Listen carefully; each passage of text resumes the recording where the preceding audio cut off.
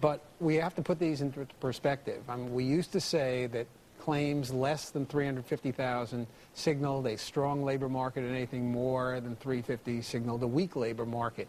530, unless my arithmetic is off, is more than 350,000. And it's been there for a long time. Right. If I had sat here a year ago when claims were about 460,000 and said, gee, in a year claims are going to be 530,000, you would have thought I might be predicting doom and gloom.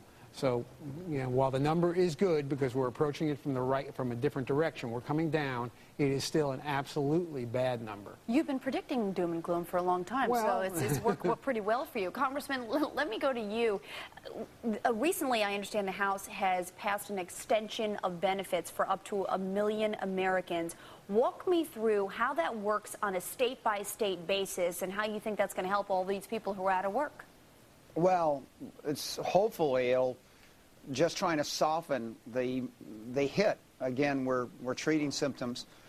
This is one thing that you saw that was pretty bipartisan, that times are tough, extraordinary efforts can be made, and we're willing to extend it another 24 months because Congress doesn't think this nosedive is going to pull out real quick. So we are making that long-term commitment, and it will be distributed throughout the states. Hopefully, this will be the last time we'll ever have to do this, and hopefully we'll start doing some of the basic things that allows the economy to respond, so we keep having to treat the illness or the symptoms of the illness rather than really just getting the patient healthy.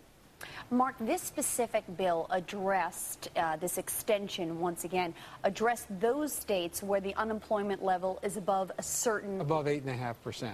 So walk me through, how long are benefits now, depending on what state you live in across this country? Well, with this extension, benefits could be as long as 92 weeks. That means, because right now we're at a 79-week point in some states, this could extend it out for another 13. That's almost 2 years' worth of benefits. Now, it's important to note, though, that these are federally funded unemployment insurance benefits as opposed to the basic 26-week program, which is funded by states through their state unemployment insurance trust funds. And those programs are, in fact, in trouble. We have 21 states that have to borrow from the federal government just to meet those basic benefits. Actually, it's 20 states plus the Virgin Islands, which is counted as one of the territories.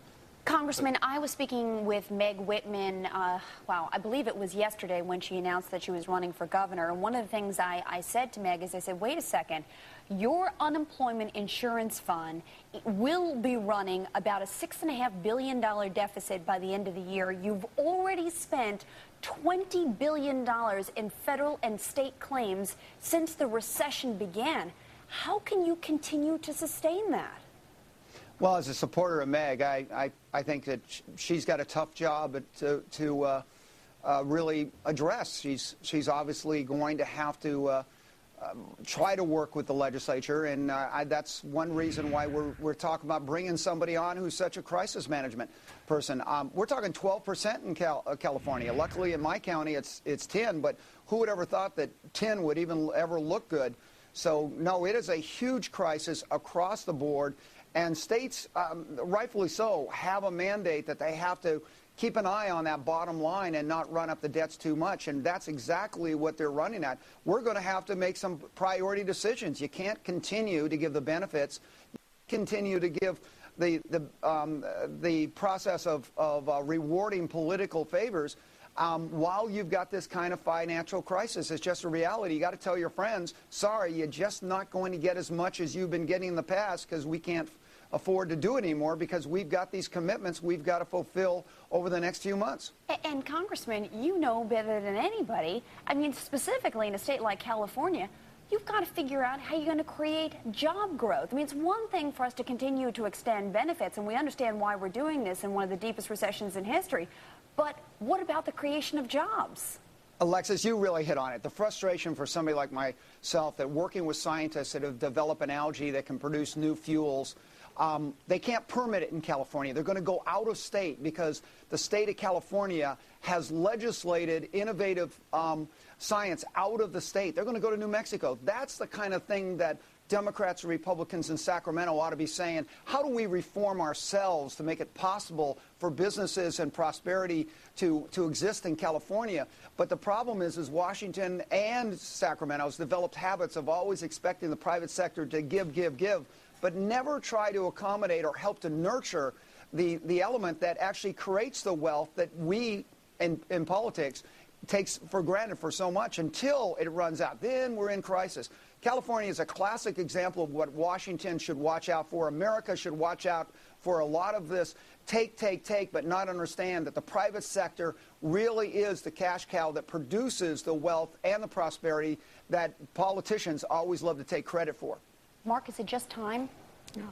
It'll be more than just time. I mean, we have to do something, and we've seen part of it with the president's stimulus program, and a lot of which hasn't kicked in yet, and there's a lot of job creation opportunity in that, and that's the key to bringing down the long-term unemployment. All right, we'll leave it there. Congressman Brian Bilbray, thank you for staying with us throughout the morning, and Mark, as always, thank you so much. Coming up, the president and CEO of Boots and Coots. It's going to give us an inside look at the dangerous world of fighting oil fires. Unbelievable stories. That's coming up next.